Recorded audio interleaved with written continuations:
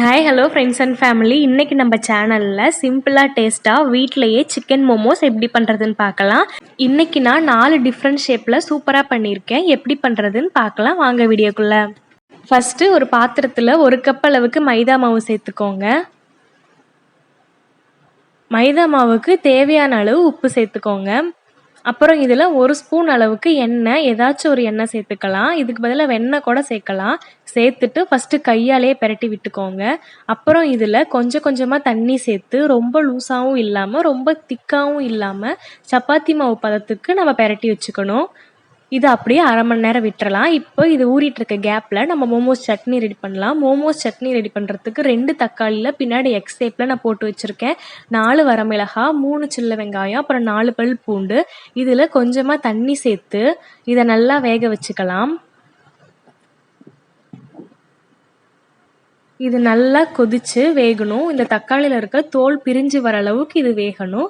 இது அப்படியே வெந்துட்டுருக்க கேப்பில் நம்ம ஸ்டஃபிங் ரெடி பண்ணிடலாம். ஸ்டஃபிங்க்கு 100 கிராம் அளவுக்கு போன்லெஸ் சிக்கனை எடுத்து மிக்சி ஜாரில் போட்டுக்கலாம். இதில் உப்பு தண்ணி எதுவுமே சேர்க்கக்கூடாது. சேர்க்காம அப்படியே ஒரு 2-3 அரை அரைச்சி எடுத்துக்கலாம். இது மாதிரி. இப்போ இதை அப்படியே ஒரு பாத்திரத்துக்கு மாற்றிட வேண்டியது தான். மாற்றிட்டு ஒரு மீடியம் சைஸ் பெரிய வெங்காயத்தை பொடி பொடியாக கட் பண்ணி வச்சுருக்கேன், அதுவும் சேர்த்துக்கோங்க.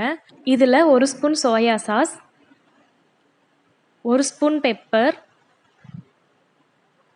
தேவையான அளவு உப்பு எல்லாத்தையும் சேர்த்து நல்லா பிரட்டிக்கோங்க. இதில் இஞ்சி பூண்டு பேஸ்ட்டும் அப்புறம் வினிகரும் நான் சேர்க்க மறந்துட்டேன், அதுவும் சேர்த்துக்கோங்க. நான் கடைசியாக தான் சேர்த்தேன், அதையும் சேர்த்தே பிரட்டிக்கோங்க.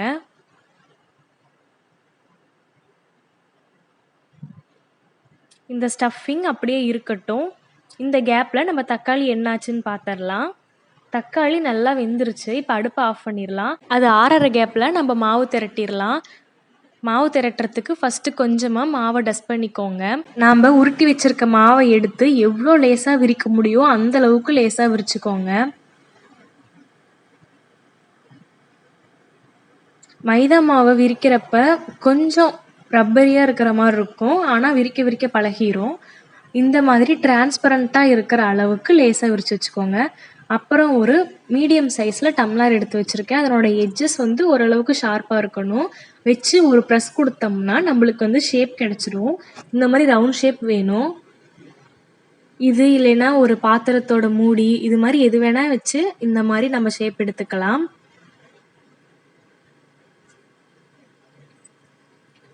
இந்த மாதிரி ஷேப் வந்தாச்சு.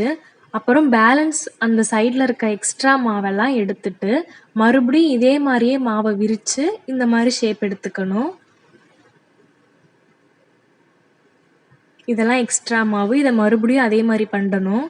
இப்போ நம்ம உள்ள ஸ்டஃபிங் வச்சு மோமோஸ் ரெடி பண்ணலாம். ஸ்டஃபிங் நம்ம ரெடி பண்ணி வச்சுருந்த ஸ்டஃபிங் தான் வச்சுட்டு அதை அப்படியே மடக்கிக்கோங்க. மடக்கிட்டு நம்ம சாரிக்கு எப்படி மடிப்பு எடுப்போம் அதே மாதிரியே மடிச்சுக்கோங்க.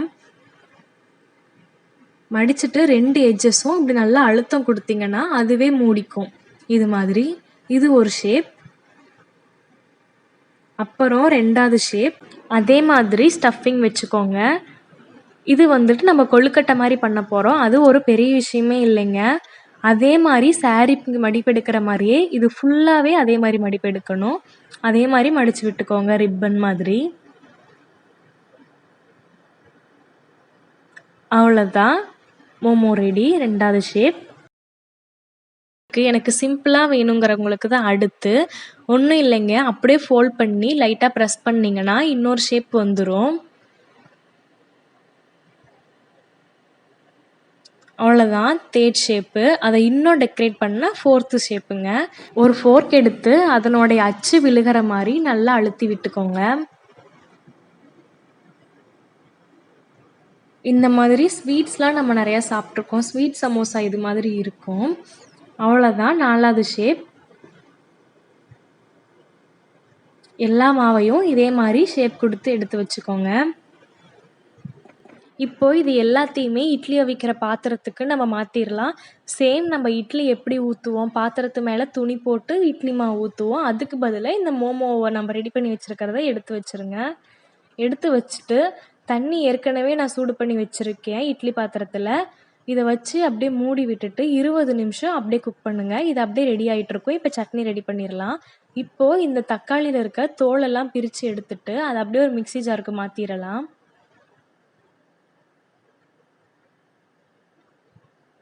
தக்காளியை முழுசாக போட்டாலும் போட்டுக்கோங்க, இல்லைனா இதை 2ஆ 3ஆ கட் பண்ணி கூட போட்டுக்கோங்க. அப்புறம் அந்த பூண்டு, வெங்காயம், மிளகாய் அதையும் இதில் சேர்த்துக்கோங்க. சேர்த்துட்டு தண்ணி சேர்க்கக்கூடாது. இதுக்கு தேவையான அளவு உப்பு மட்டும் சேர்த்துக்கோங்க. சேர்த்துட்டு நல்லா திக்காக அரைச்சி வச்சுக்கோங்க. இது மாதிரி இதை இப்படியே இப்போவே சாப்பிட்லாம். ஆனால் இன்னும் கொஞ்சம் டேஸ்ட்டுக்காக ஒரு பாத்திரத்தில் ஒரு 2 ஸ்பூன் அளவுக்கு எண்ணெய் சூடு பண்ணிக்கோங்க.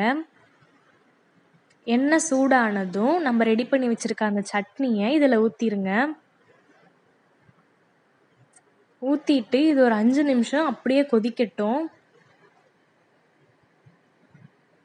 கொதிச்சுட்டு இது இறக்குறப்ப லேசாக பெப்பர் போட்டுக்கோங்க. பெப்பர் போட்டு இதை இறக்கிற வேண்டியது தான். அப்புறம் கரெக்டாக 10 நிமிஷத்தில் நம்ம மோமோ ரெடி ஆயிரும். இப்போ இதை எடுத்து வெளியே வச்சிடலாம். ரெடி ஆயிடுச்சு. கடையில் கிடைக்கிறத விடவே நம்ம வீட்டில் செய்கிறது ரொம்பவே டேஸ்ட்டாக இருக்கும். ஒரு பிளேட்டில் மாற்றி சென்டரில் நம்ம ரெடி பண்ணி வச்சுருக்க சட்னியும் சேர்த்துக்கோங்க.